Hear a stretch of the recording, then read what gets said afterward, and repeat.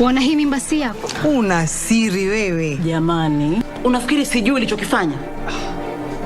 Wajua hapa sisi tuendelea kupoteza muda na yule mtoto anaendelea kuteseka kule. Sisi tunamhitaji zaidi kuliko vile anatuhitaji sisi. Niko tayari kuchukua hatua ya kulipiza kisasi.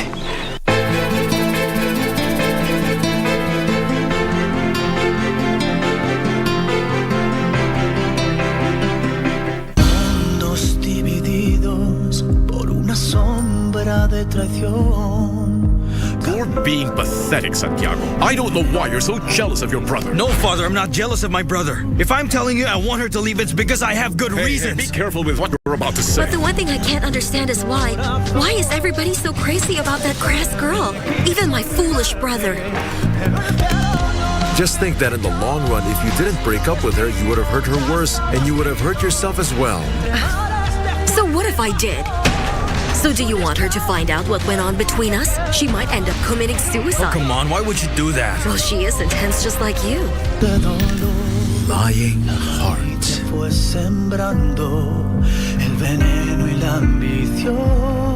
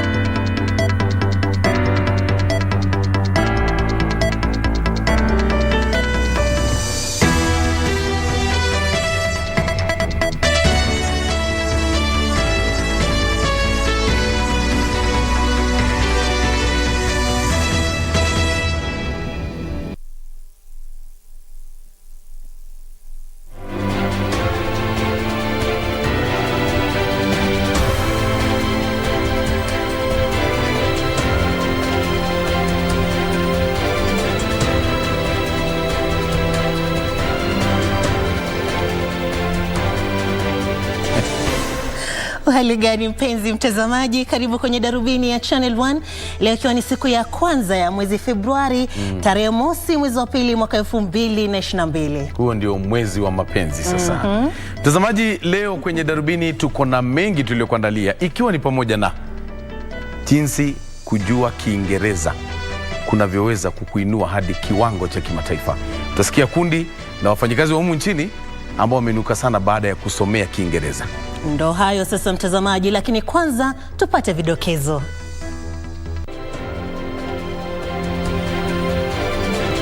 We are preparing our young people and to create a workforce that is internationally able, internationally qualified and internationally recognized.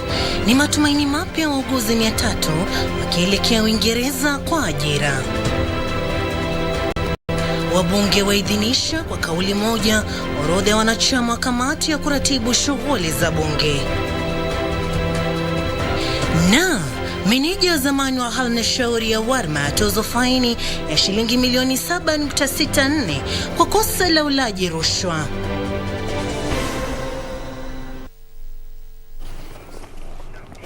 Basi popote ulipo, karibu sana kwenye Darubini. Naitwa Boni Musambi. Nami mtazamaji naitwa Sarafina Robi, mwenzetu wa ishara ni Ann Wangeshi. Ni Susan Toko Kundradi. Na vile vile mwishoni mwa Darubini tutakuwa tunakuletea utafiti moja kwa moja kwenye taarifa yetu kuhusu kimombo. Bila shaka mtazamaji, ni kwa takriban wauguzi 300 wa humo nchini wanatarajiwa kuelekea nchini Uingereza baada ya kukamilisha mafunzo ya wiki 6 kuhusu ufasaha wa lugha ya Kiingereza waweze kufikia viwango vya kimataifa vya utendakazi. Na waziri wa afya Mutahi Kagwe ambaye alizungumza kwenye uzinduzi wa mpango huo wa mafunzo katika chuo cha mafunzo ya matibabu jijini Nairobi alisema ni haki kwa mamia ya wauguzi wasio na ajira kupata fursa ya kuhudumia ulimwengu. Na Mpuriti Museo anatuarifu. Katika kile alichokitaja kuwa fanaka kutoka kwa Mungu kwa wahudumu wa afya nchini wasio na ajira, waziri wa afya Mutahi Kagwe alisema serikali ya Kenya itashirikiana na Uingereza ili kuhakikisha wahudumu wa afya nchini ambao hawana ajira wananufaika na fursa za ajira zinazopatikana Uingereza. This is the first time ever that we as a government have undertaken a training of this kind, where we are preparing our young people to go and work elsewhere overseas. And indeed, to prepare them, their pre-departure training, to be part of the wider training of our Kenyan young people, and to create a workforce that is internationally able, internationally qualified, and internationally recognized. The UK has a long history of collaborating and partnering with Kenya on matters of healthcare. In January 2021, we signed a bilateral health partnership agreement and aimed at strengthening this collaboration and exploring new opportunities for working together to improve the health and well-being of our people. Our nurses are recognized globally for the quality of education they receive and the quality of care that they are able to give. Kagwe alipuuzilia mbali madai kwamba mfumo wa mafunzo wa humu nchini hautimizi viwango vya kimataifa, hivyo basi kunahitajika mafunzo ya kuboresha viwango vya lugha ya Kiingereza. But I think it was fair and right that we manage this process, we formalize this process, so that Kenyans can travel to the UK not feeling as refugees, not hiding behind the scenes, but traveling there as appreciated, recognized expatriates. Mafunzo hayo ambayo yalianza Jumanne yatashuhudia takriban wahudumu 300 wa afya kupewa mafunzo katika awamu ya kwanza.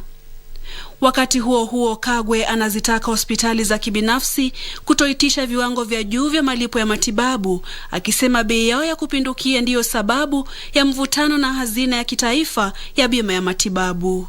We decided yesterday that we should continue with the old contracts for now until we reach a proper consensus on the harmonization of the contracts, so that we don't have a situation, as I said earlier, where some exorbitant charges are being meted on our people for nothing, really.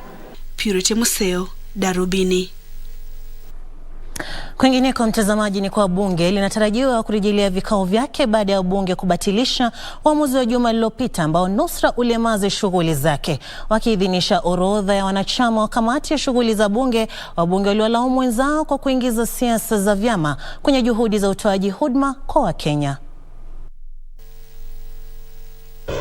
As we embark on this decision, let me also thank the members who have turned up in their numbers.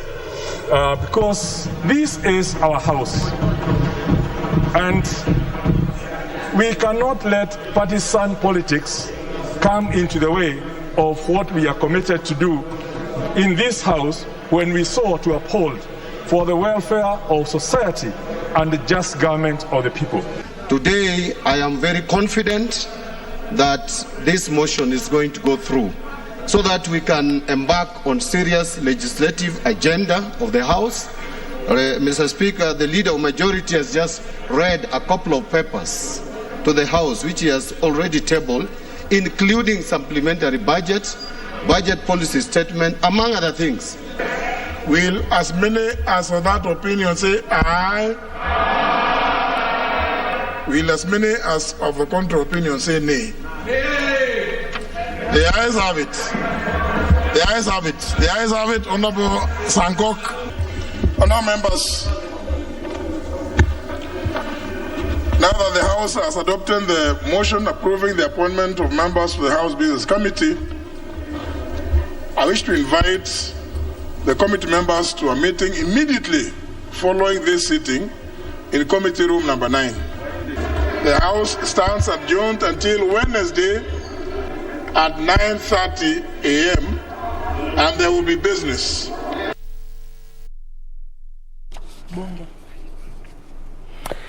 Manusura wa shambulizi la matatu lililotekelezwa hapo jana huko Mandera wameelezea matukio kabla ya mlipuko uliowaua watu 7 na kuwajeruhi watu wengine 13. Imebainika kuwa dereva wa matatu hiyo hakufuata agizo la maafisa wa usalama waliokuwa wameweka kizuizi katika barabara hiyo ya Arabia kuelekea Mandera kabla ya shambulizi hilo kutekelezwa. Baadhi ya viongozi kutoka kaunti ya Mandera wametoa wito wa kuharakishwa kwa uchunguzi wa kisa hicho, huku wakisisitiza haja ya kuimarisha usalama katika eneo hilo ili kukomesha kutokea tena kwa mashambulizi kama hayo. Mwanahabari wetu Sarafina Acheng Ouma na habari zaidi. Hofu imezidi kutanda katika kaunti ya Mandera kufuatia shambulizi lililosababisha vifo vya watu 7 katika eneo la Hargarso kwenye barabara kuu ya kutoka Arabia kuelekea Mandera. Abdi Ibrahim ni miongoni mwa manusura 13 waliojeruhiwa baada ya gari walilokuwa wakisafiria kugonga kilipuzi kilomita 10 kutoka mji wa Mandera. Kabla ya mlipuko, maafisa wa usalama walijaribu kutusimamisha njiani, lakini hatukusimama. Nikasikia mlipuko mkubwa na siwezi eleza kilichofuata. Nimejipata tu hospitalini. Kiini cha shambulizi hilo bado hakijabainika, lakini maafisa wa kitengo cha kukabiliana na ugaidi pamoja na mashirika mengine ya usalama wameanzisha uchunguzi wa shambulizi hilo. Mshukiwa mmoja aliyepatikana katika eneo la mkasa huo bado anasisitiza kuwa hana hatia na anazuiliwa katika kituo cha polisi kwa uchunguzi zaidi.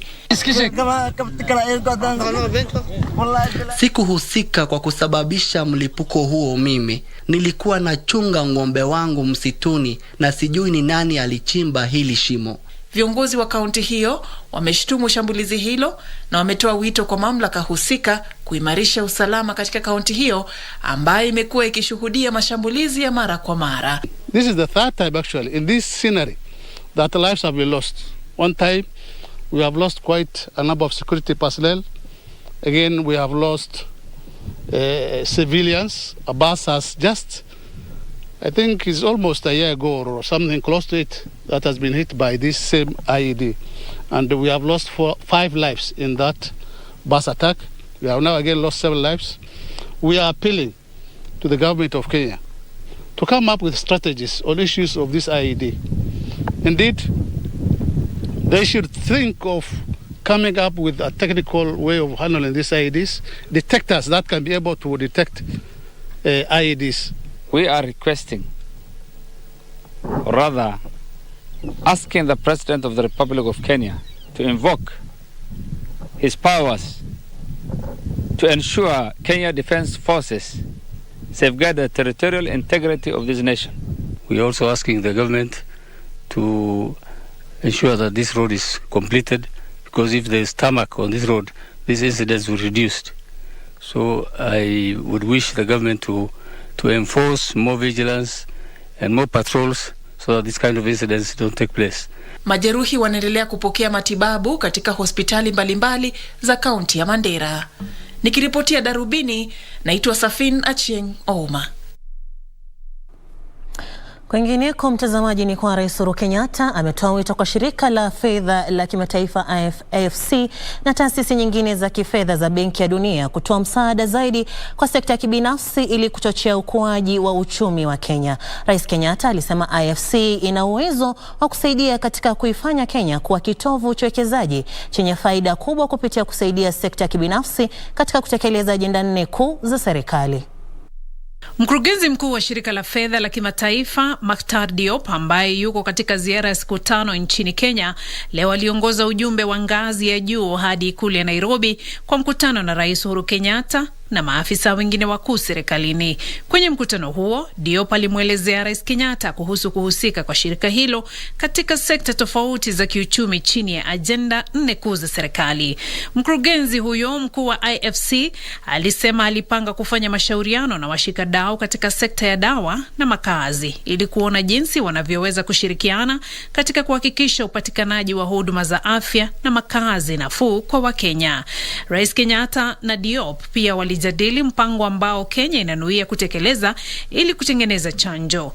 Rais Kenyatta alitambua jukumu ambalo shirika hilo limekuwa likitekeleza katika kusaidia sekta ya kibinafsi nchini, akibainisha kuwa ajenda 4 kuu za serikali imefungua fursa zaidi za kuongezeka kwa ushirikiano kupitia mpango wa ushirikiano wa sekta ya umma na ya kibinafsi nchini. Rais alisema serikali imepiga hatua kubwa katika kuweka mazingira wezeshi kwa wawekezaji katika sekta mbalimbali. Diop alimhakikisha rais kuwa dhamira ya shirika lake ni kuendelea kuunga mkono ajenda ya maendeleo ya Kenya na kutoa ufadhili kujumuisha na kuimarisha ufufuo wa uchumi kwa kukuza masoko ya mtaji.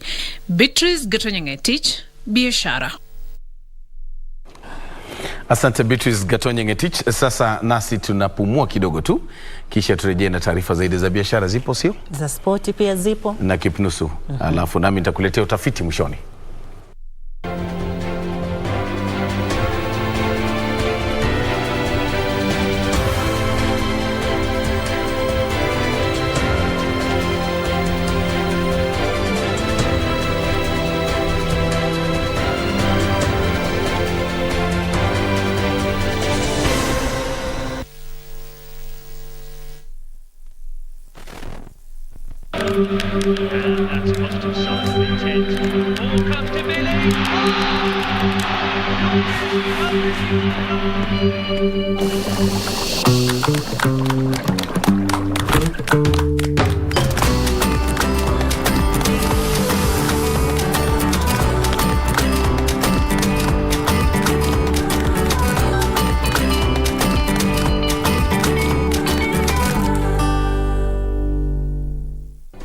Do you have a new story to share with KBC? Get in touch swiftly on email news@kbc.co.ke or call 0723-892-654 or 0734-780-124.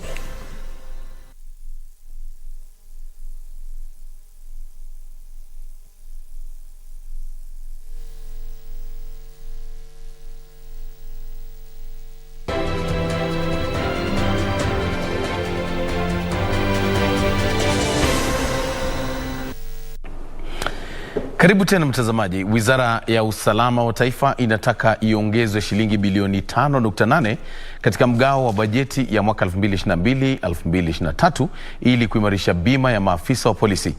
Akiongea alipofika mbele ya kamati ya bunge la taifa, katibu katika Wizara ya Usalama Karanja Kibichu aliwataka wabunge kuianisha bima ya maafisa wa polisi na ile ya watumishi wengine wa umma.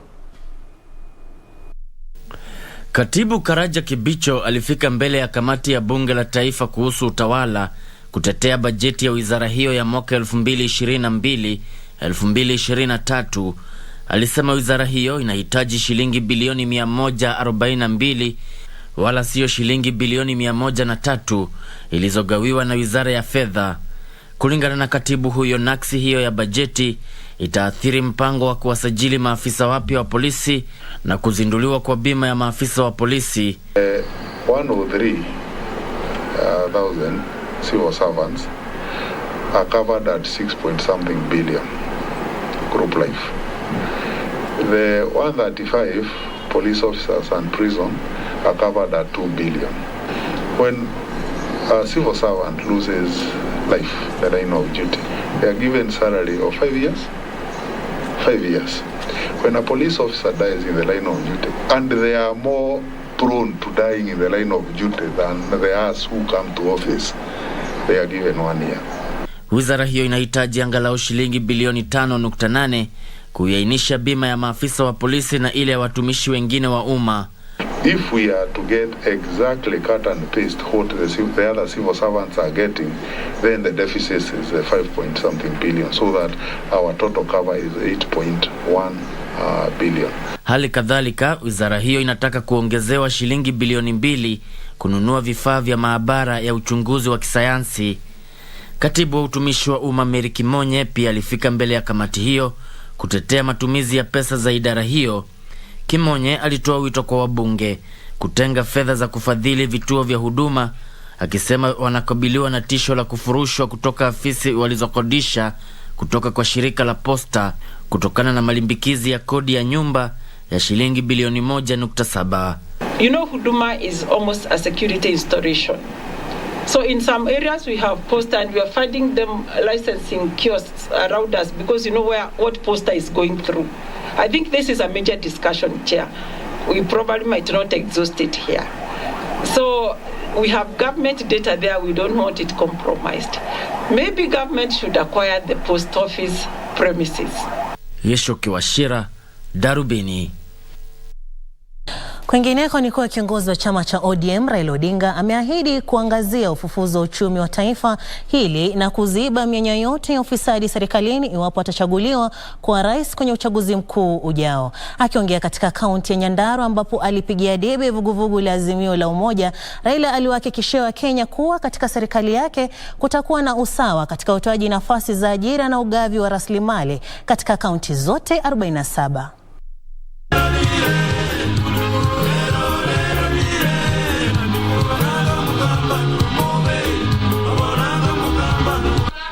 Vijana wamealia mambo ya ajira, kazi ndani ya serikali. Tutahakikisha kwamba hakuna county ambayo inabaguliwa. County yote watapata their fair share kwa kazi ya kiserikali, kazi ya kijeshi, kazi ya kipolisi na kadhalika. We must have food security. Our country must be self-sufficient in terms of food production. Hapo ni sababu sisi tutahakikisha kwamba gharama ya yale inputs zinarudi chini ili wakulima waweze kupata haki yao kulingana na jasho yao.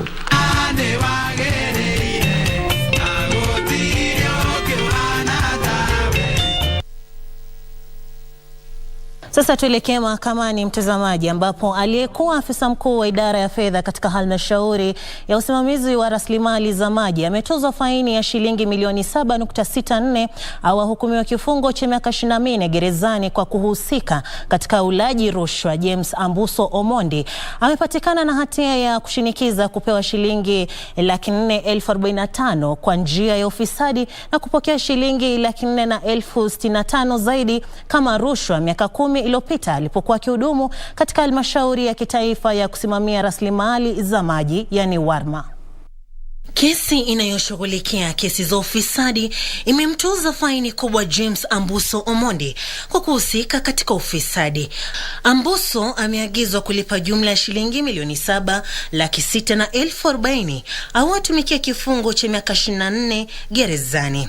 Similarly, katika kutoa hukumu hiyo, Nyutu amesema Ambuso alitumia rasilimali za umma kwa manufaa yake kibinafsi kinyume cha sheria. Mahakama ilibainisha kuwa Ambuso alijipatia shilingi 445,000 kutoka kwa Geoffrey Moria ili aweze kufanikisha kuendelea kutolewa kwa pesa za kufadhili shughuli za maendeleo kwa halmashauri ya kusimamia rasilimali za maji. Aidha, alipokea shilingi 465,000 kutoka kwa Boniface Mbeu Mwaniki ili kufanikisha kuendelea kutolewa kwa pesa za kufadhili shughuli za maendeleo katika chemichemi ya maji ya halmashauri hiyo huko Tana. Ambuso hata hivyo aliondolewa mashtaka 5 ya uhalifu. Kuhukumiwa kwa Ambuso kumejiri siku moja baada ya Francis Zurius Muturi aliyekuwa msimamizi wa zamani wa shughuli za wekezaji katika halmashauri ya kitaifa ya malipo ya uzeeni NSSF kutozwa shilingi bilioni 4.6 au atumikia kifungo cha miaka 14 gerezani.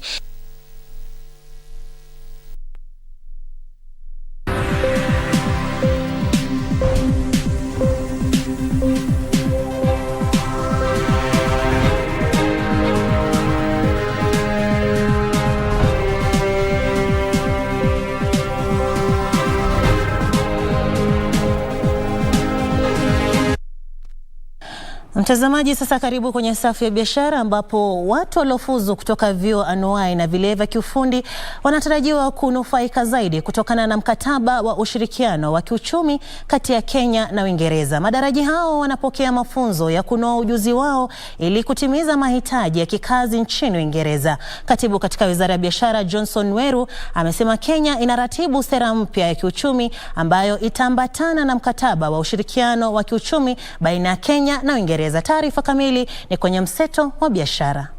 Katibu katika Wizara ya Biashara Johnson Weru amesema Kenya itakuwa kitovu cha biashara katika kanda ya Afrika Mashariki baada ya upanuzi wa bandari ya Mombasa. Na kuhusu sekta ya utoaji huduma, Weru alisema mkataba baina ya Kenya na Uingereza utahakikisha Wakenya waliopata mafunzo wanajipatia ajira kwa urahisi nchini Uingereza. In the area of services. So once we agree, negotiate, sign and ratify, a nurse from Kenya, a welder from Kenya, a carpenter, a mason, a prepper, we'll just take a flight, go and do what they have to do and come back. And you can imagine the transformative effect of our TVETs and our rural. Wakati huo huo, endapo una biashara ndogo, unahimizwa kukumbatia mpango unaoruhusu wafanyabiashara kuendesha biashara zao katika eneo moja. Katibu katika Wizara ya Nyumba na Mipango ya Miji Charles Hinga amesema mpango huo una gharama nafuu kwa wenye biashara na utasaidia kuimarisha mazingira ya biashara. Ushauri huo wa Hinga unajiri huku nafasi za kukodisha afisi za kikazi zikipungua. Hope about this reimagining that we're going to do together is looking about at all these new urban nodes that are coming up as a result of all the heavy investment in infrastructure. Hatimaye, serikali ya Kenya na Benki ya Dunia zimeanzisha mpango wa kutengeneza vyakula vya mifugo katika kaunti 17 zenye uwezo mkubwa wa ufugaji ng'ombe wa maziwa. Mpango huo ni sehemu ya mradi wa shilingi bilioni 21 wa kuboresha kilimo na ufugaji ili kupunguza gharama ya vyakula vya mifugo na kudhibiti mauzo ya vyakula bandia. We adopted some of these technologies like feeds. The farmers who are doing silage making, they are reporting increased profits.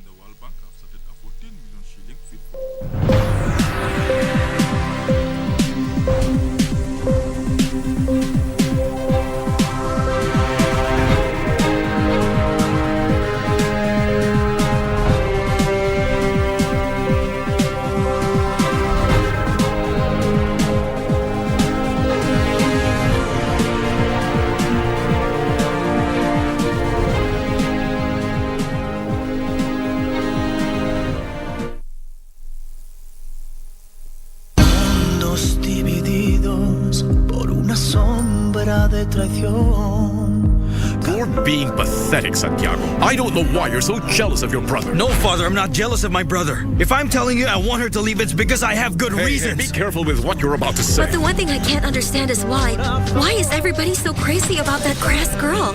Even my foolish brother. Just think that in the long run, if you didn't break up with her, you would have hurt her worse, and you would have hurt yourself as well.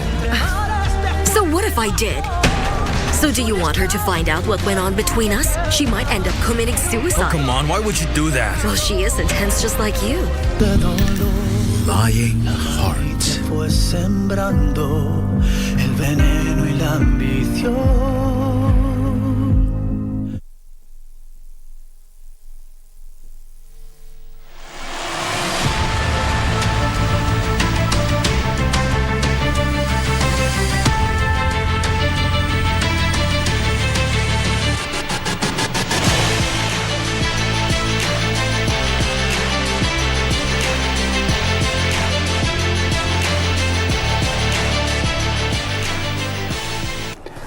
Baada ya Mangalacha, Boni Musambi na Sarafina Robi kumla ng'ombe mzima, niruhusu nimalizie kwa mkia wake. Karibu, mimi naitwa Timothy Kipnusu. Nangonanga na taarifa kwamba bingwa wa tenisi humo nchini kwa chipukizi ambaye pia ni kinara barani Afrika, Angela Akutoi, aliandikisha historia baada ya kuwa msichana wa kwanza barani Afrika kufuzu kwa raundi ya 3 ya mashindano makuu ya Australia.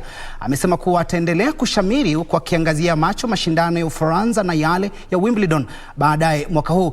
Akutoi alipokelewa na kumiminiwa sifa sufufu na shirikisho la tenisi humo nchini pamoja na kamati ya Olimpiki ya taifa. Angela Akutoi alionyesha umaridadi wake kwenye mchezo wa tenisi na kugonga vichwa vya habari alipofuzu kwa raundi ya 3 ya michuano ya chipukizi ya Australia. Kwa kumshinda Mtaliano Federica Agassi katika raundi ya kwanza, nyota huyo mwenye umri wa miaka 18 alikuwa msichana wa kwanza wa Kenya kuandikisha ushindi wa mechi ya Junior Grand Slam, ambapo alikuwa wa kwanza tangu mwaka 1978 kushiriki kwenye mashindano hayo. Kulikuwa na furaha zaidi na sifa iliyostahili huku Okutui akimpiku Zara Lake wa Australia katika raundi ya pili na kusawazisha rekodi ya awali ya Mkenya chipukizi katika mashindano makuu ya Grand Slam. I've been doing some interviews, but I usually don't mention 4 people who are really important in my life, which I don't really mention much.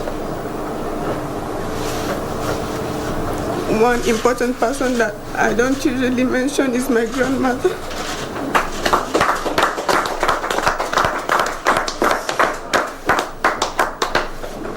Well, I want to say thank you so much, because without her, maybe I wouldn't be even in Kenya, or I wouldn't even know the sport tennis, because back in the time when we were young, I was in the orphanage, and she has really struggled so much to take care of me. I feel so good, yani nimefurahi Angie amefanya tumejulikana, yani make us to be proud.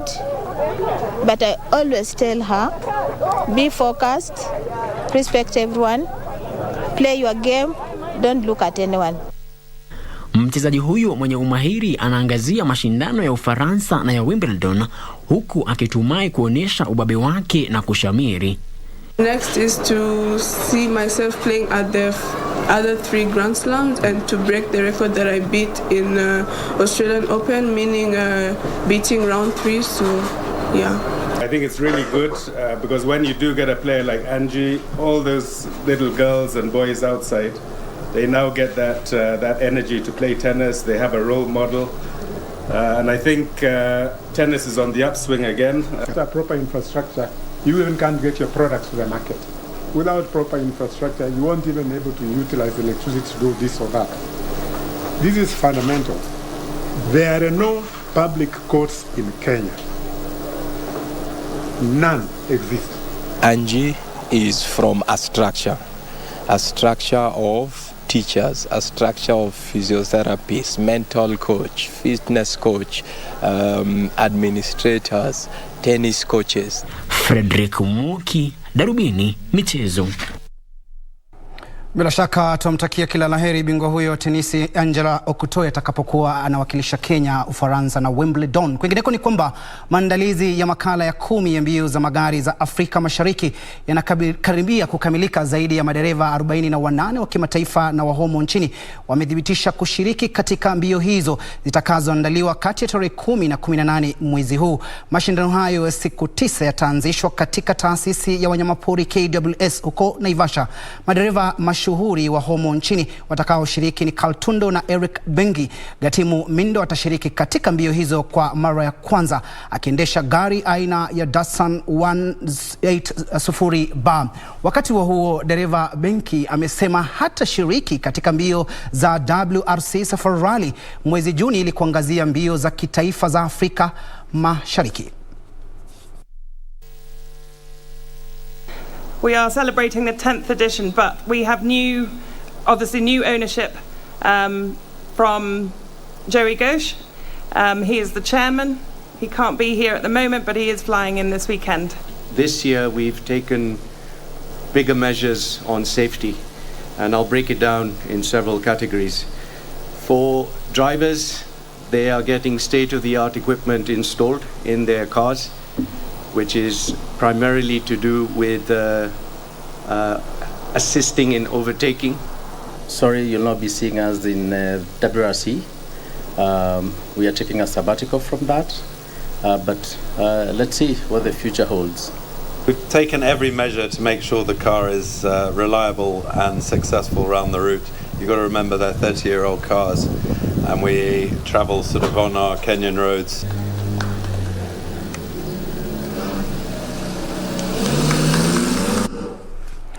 Miamba wa ligi kuu ya soka humu nchini Gor Mahia wamemteua Mjerumani Andreas Pah kuwa kocha wao mpya kwa muda mfupi.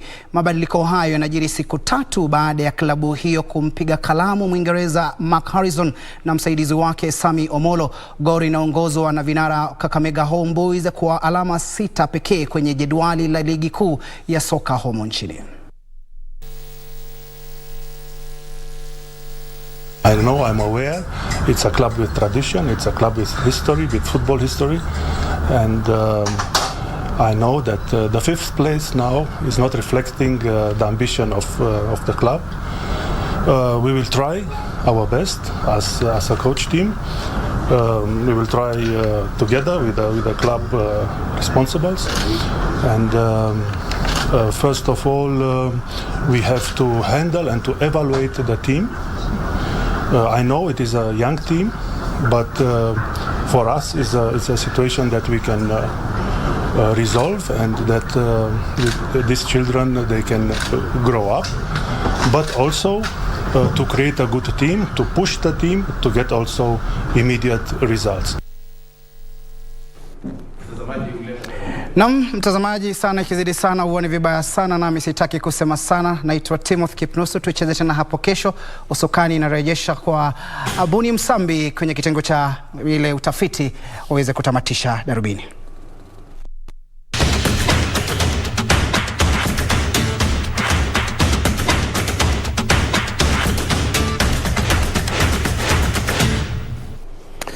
Basi leo utafiti wangu, mtazamaji, unahusiana na tamaduni mbalimbali kote ulimwenguni. Hapa kuna utamaduni wa maajabu sana. Hapa ni India, katika jamii moja iitwayo Karnataka. Kuna utamaduni ambao umedumu kwa takriban miaka 500, kwamba ukiolewa au uoe alafu mzae mtoto, sharti umpeleke katika hekalu, atupwe juu, arushwe juu mita kama 50 mkimwangalia nyote, na pale chini atayarishiwe shuka kama unavyoona, shuka nyeupe, adakwe nayo. Asipofanywa hivyo, basi atakuwa na bahati mbaya maishani. Akifanywa hivi, bahati nzuri itamwandama. Utamaduni wa Karnataka. We? Anarushwa umbali gani Boni? Anarushwa umbali gani? Mita 50 juu. Na anarushwa, hao wote unaona hapa wanatazama, anarushwa wote wakiona. Jamani. Alafu sasa wanaweka shuka. Unaweza kubali mtoto wako arushwe hivyo? Kama ni utamaduni, utakubali? Itabidi, lakini mimi ndio nitamdakia huko. Kama kubatizwa. Tumemalizia hapo mtazamaji. Kwa taarifa yako ni kwamba wiki ijayo ndio itakuwa wiki yangu ya mwisho kwenye shirika la utangazaji nchini KBC. Hata usiseme. Kwa hivyo nitakusomea Darubini Jumatatu na Jumanne, kisha Jumatano nitaondoka niende kwa shughuli ambazo nitakueleza Jumanne ni gani. Jamani. Hata siamini. Usijali. Nitakuwa natembea mara kwa mara, tunakunywa chai kantini. Utakuwa unakuja hapa. Tuende kama ni popote unapoenda unapitia hapa bila. Kwa hivyo tutazungumza mengi siku ya Jumanne. Kwa sasa tutakutakia wiki ya kufana. Bila shaka mtazamaji, na mimi nimekuwa msomaji wako Sarafina Robi. Tukutane wiki ijayo kama alivyosema, kuwa na wiki njema.